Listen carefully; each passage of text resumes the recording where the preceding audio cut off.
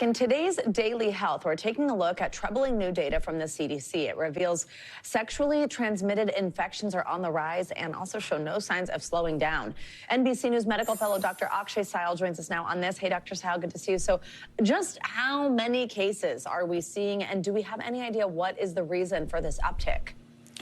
Hey, Savannah. Yeah, good afternoon. We're seeing about 2.5 million cases of chlamydia, of gonorrhea, and syphilis combined. That is up from last year, and it's continuing to rise. It's up about 7% over the last 5 years.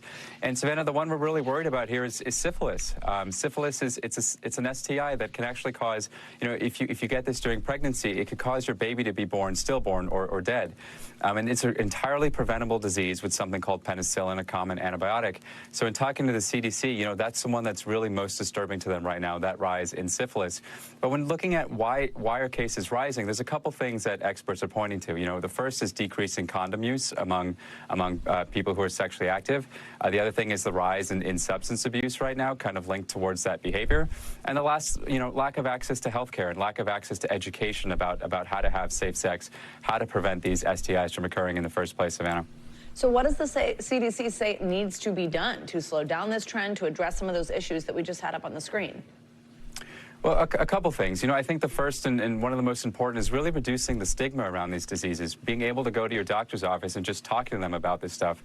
I think that can go a long way. But, in talking to some experts who track this stuff for a living, the thing they really point to is getting STI treatment and testing really, really accessible, meaning you should be able to order STI tests just like you do a COVID test. Maybe on Amazon.com, you get a test straight to your house.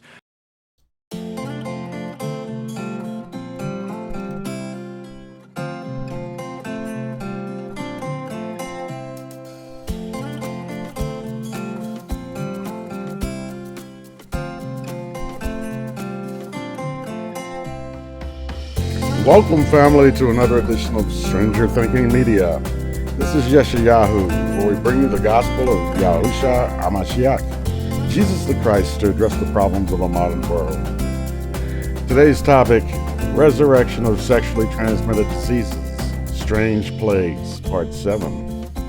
Topic 1, STIs and STDs. Revelation 18. And the kings of the earth who have committed fornication and lived deliciously with her shall bewail her and lament for her, when they shall see the smoke of her burning, standing afar off for fear of her torment, saying, Alas, alas, that great city Babylon, that mighty city, for in 1 hour is thy judgment come. And the merchants of the earth shall weep and mourn over her, for no man buyeth their merchandise any more.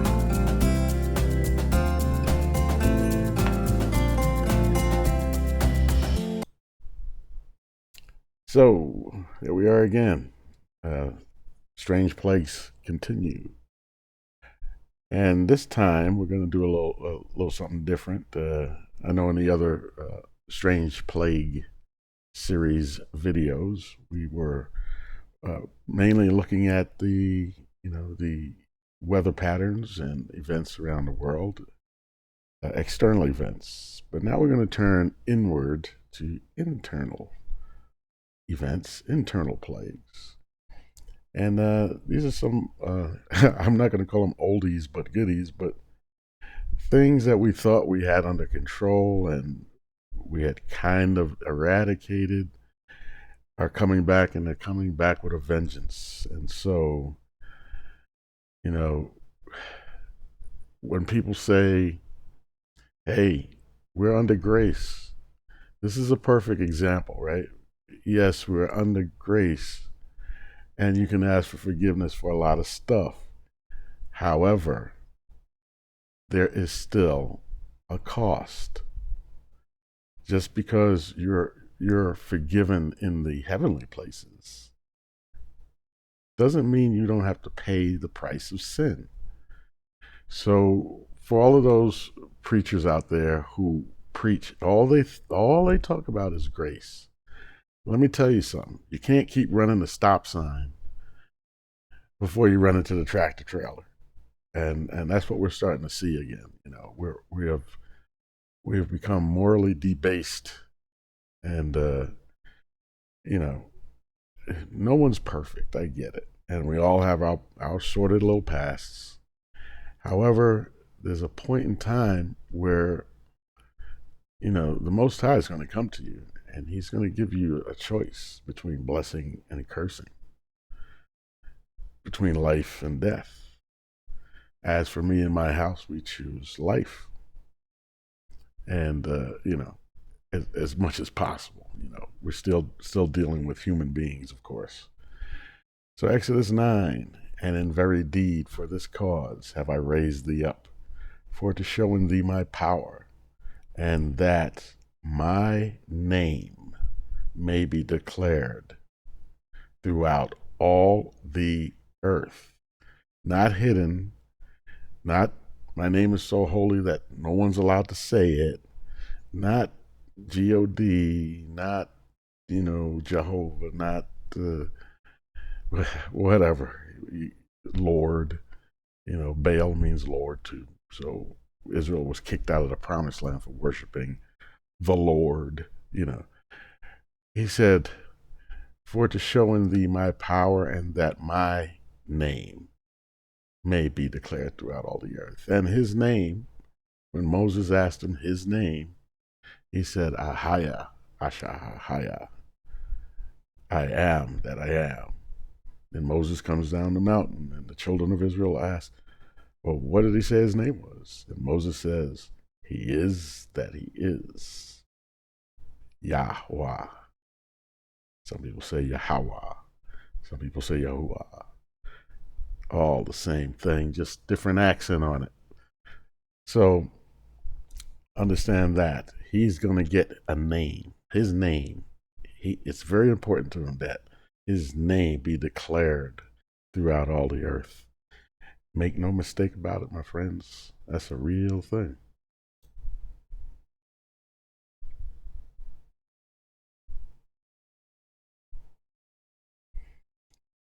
And so apparently the one the medical community is most concerned with as far as these STDs is syphilis, because syphilis is that disease that goes dormant. You don't even know you have it. For years could go by. And you go through the different phases of it. So when it goes dormant, there's nothing wrong. You don't know you have it.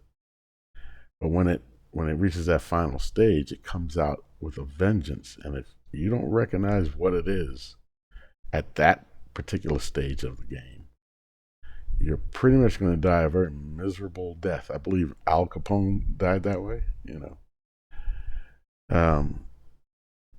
You know, it in some cases it eats away at your brain, and you know, if you walk down the street and people talking to themselves, you might wonder what's eating away at their brain, and I see a lot of that going on.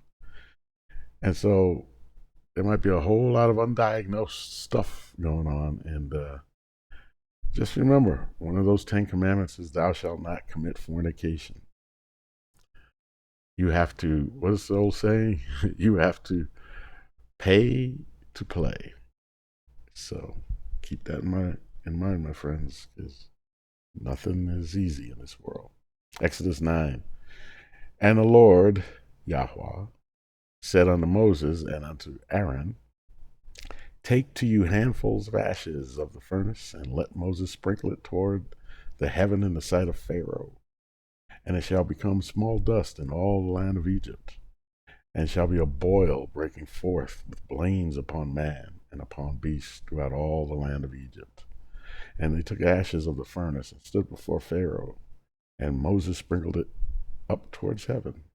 And it became a boil breaking forth with blains upon man and upon beast. And the magicians could not stand before Moses because of the boils, for the boil was upon the magicians and upon the Egyptians. And Yahweh hardened the heart of Pharaoh, and he hearkened not unto them, as Yahweh had spoken unto Moses. Now, you know, when you read, I always laugh because you read the story and how God came at Pharaoh, was it, I believe, 10 times with 10 different plagues? And it says he hardened Pharaoh's heart. Well, that might sound like Yah did not give Pharaoh a fair chance. But understand this, there's other scriptures which tells you how Yah accomplishes this. So if you're already a liar,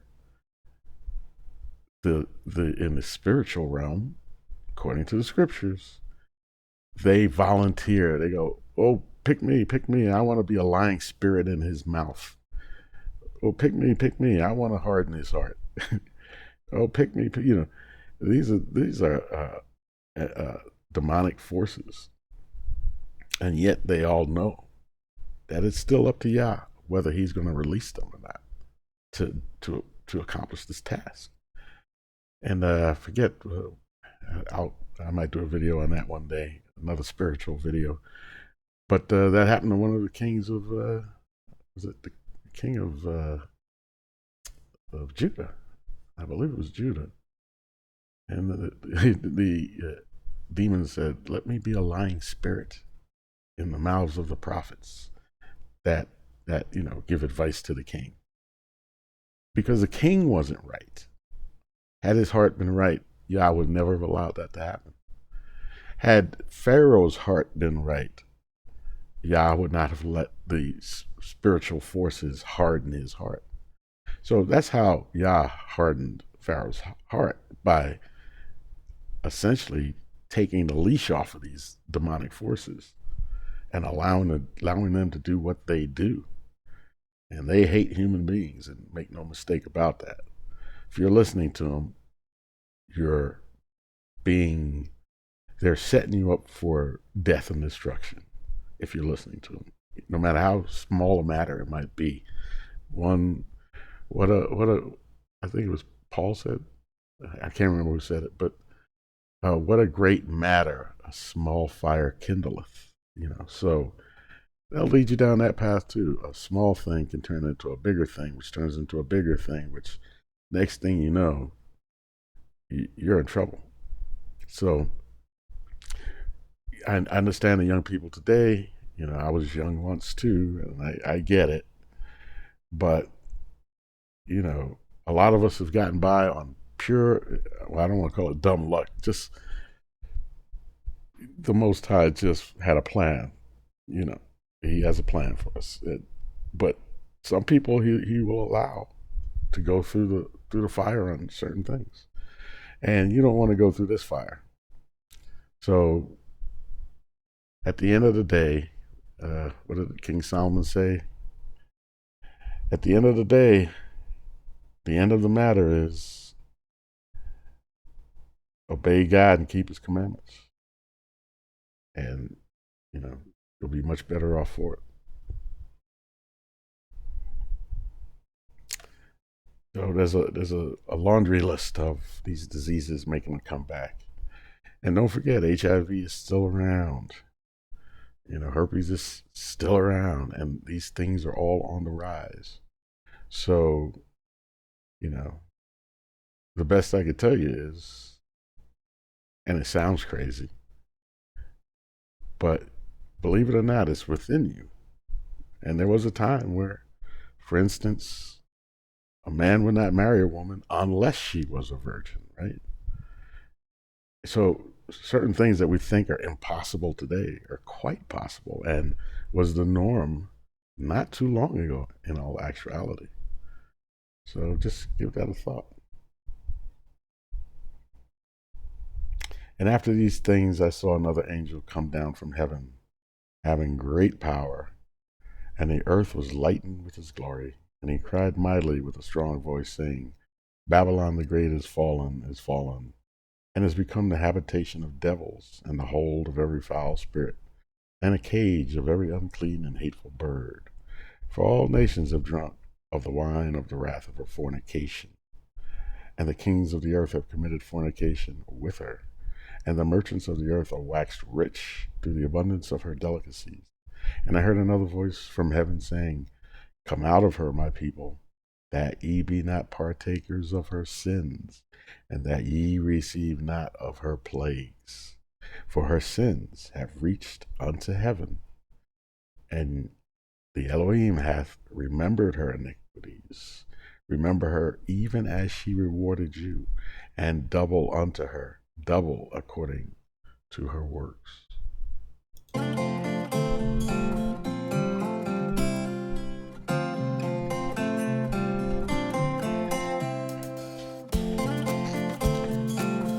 Well, friends and family, it's time to say farewell. That's all I have for you today.